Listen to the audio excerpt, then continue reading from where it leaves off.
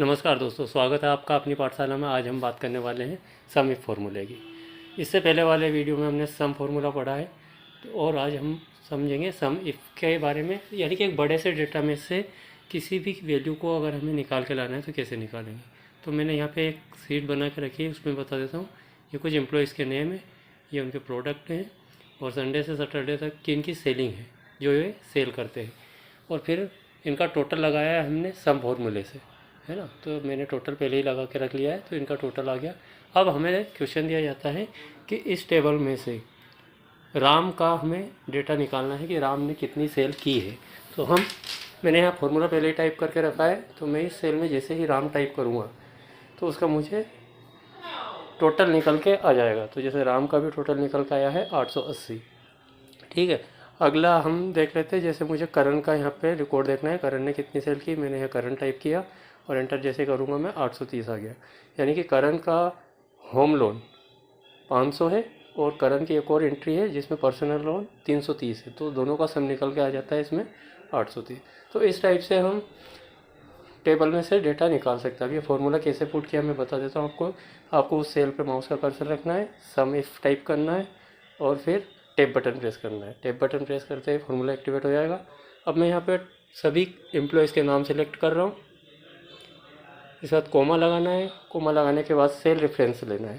Cell reference table के बाहर ही लेना है आपको। अगर आप टेबल में ले लेते हो तो रिकॉर्ड तो बता देगा, लेकिन अगली बार फिर से अगर आपको किसी नाम का निकालना है तो आपको फॉर्मूला अपडेट करना पड़ेगा। तो मैं सजेस्ट करूँगा आपको कि टेबल के बाहर का लेना है ना। इसके बाद आपको सभी टोटल ले लेना है, ब्रैकेट क्लोज करना है और एंटर प्रेस करना है। तो देखिए अभी करण का मेरे पास सभी टोटल निकल के आ गया है। करण का पर्सनल लोन है 330 और करण का होम लोन है 500, और दोनों का सम निकल के आ गया है 830। तो इस टाइप से हम बड़े से डेटा में से किसी भी एम्प्लॉय का निकाल सकते हैं। मैंने दिनेश टाइप किया है यहाँ पे, और मैं एंटर जैसे ही प्रेस करता हूँ तो दिनेश का मेरा सभी रिकॉर्ड निकल के आ जाएगा। तो 430 आया है, ठीक है। तो इस टाइप से आप सभी एम्प्लॉयज़ के चुटकी में रिज़ल्ट देख सकते हो किसने कितनी सेल की है। तो दिनेश का हमने निकाल लिया है। अब बात कर लेते हैं हम अगले फार्मूले की, जो कि है सम इप्स।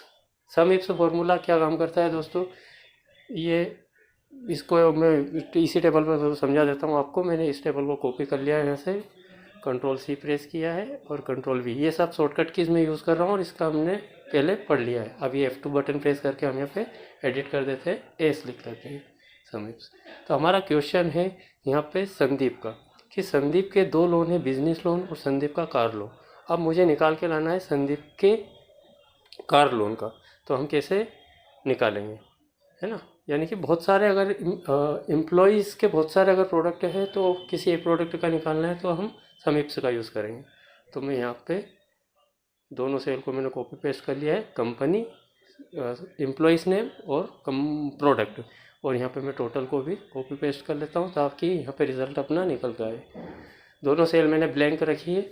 इसके बाद यहाँ पे फॉर्मूला पुट कर रहा हूँ, सम इप्स, टैब बटन प्रेस करना है। अब यहाँ पे सम रेंज लेना है पहले आपको, है ना। पहले वाले फॉर्मूले में हमने सभी एम्प्लॉयज़ के नाम लिए थे, पहले इसमें सम रेंज लेना है, ध्यान रखना है आपको। मैंने सभी की सम ले ली है। अब कोमा लगाया है। कोमा लगाने के बाद आपको सभी एम्प्लॉयज़ को सिलेक्ट करना है और कोई सा एक रेफरेंस, सेल रेफरेंस लेना है। टेबल के बाहर ही रखना है। टेबल में अगर आप रखोगे तो बार बार फॉर्मूला लगाना पड़ेगा, है ना। तो आपको टेबल के बाहर ही सेल रेफरेंस लेना है। इसके बाद मैंने सभी प्रोडक्ट ले लिए उनके, कोमा लगा के फिर एक सेल रेफरेंस ले लिया, एंटर किया, 0 आया अपना। 0 इसलिए आया क्योंकि कंपनी और प्रोडक्ट जो सेल रेफरेंस ली थी उसमें हमने वैल्यू पुट नहीं की है। अब यहाँ पे वैल्यू पुट कर लेते हैं हमारे क्वेश्चन के अकॉर्डिंग। संदीप का कार लोन निकालना था तो मैंने संदीप यहाँ पे टाइप कर दिया एम्प्लॉइस नेम में, और प्रोडक्ट में हम टाइप कर लेते हैं कार। तो मैंने यहाँ पे टाइप कर लेता हूँ मैं कार, और जैसे एंटर प्रेस करूँगा तो हमारा संदीप का कार लोन निकल कर आ जाएगा 430। स्पेलिंग मिस्टेक नहीं करना है आपको, ध्यान रखना है, ना ही स्पेस देना है, ठीक है। अब आप किसी और, जैसे संदीप का हमें बिजनेस लोन का निकालना है तो मैं यहाँ पे टाइप कर लेता हूँ बिजनेस, एंटर प्रेस करता हूँ तो संदीप का हमारा बिजनेस लोन का निकल कर आ जाएगा, कार लोन का छोड़ देगा वो। तो ये हमारा संदीप का बिजनेस लोन का आ गया है, ठीक है। इस टाइप से आप किसी और का देखना चाहते हो, जैसे राम का गोल्ड लोन है, राम का बिजनेस लोन है। अब मैं यहाँ पे एम्प्लॉयज़ नेम की जगह पे राम लिख लेता हूँ, क्योंकि बिजनेस ऑलरेडी टाइप है। जैसे एंटर करेंगे राम का बिजनेस लोन हमारे पास निकल के आ जाएगा 540। ठीक है। तो इस टाइप से आप किसी भी एम्प्लॉय के अनेकों प्रोडक्ट हैं और उन प्रोडक्टों का निकालना चाहो तो इस फॉर्मूले की मदद से आप निकाल सकते हो। मैंने यहाँ राम का गोल्ड लोन निकाला है, 340 निकल के आया है। देख लेते हैं, हम चेक कर लेते हैं। ठीक है ना। तो जैसे अभी किसी और एम्प्लॉय का निकालना है तो मैंने यहाँ पे टाइप किया है महेश।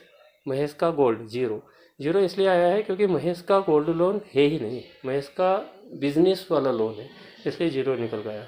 अगर मैं यहाँ गोल्ड की जगह बिजनेस टाइप करता तो उसका महेश का एक्यूरेट बिजनेस का निकल गया। तो आज हमने पढ़ा है सम इफ्स और सम इफ़। उम्मीद करता हूँ आपको पसंद आया होगा। हमने अभी तक सम इफ और सम इफ से फॉर्मूले पढ़ लिए हैं। नेक्स्ट क्लास में हम sum product, sum S Q, sum X two, M Y two की बात करेंगे। तब तक के लिए जय हिंद दोस्तों।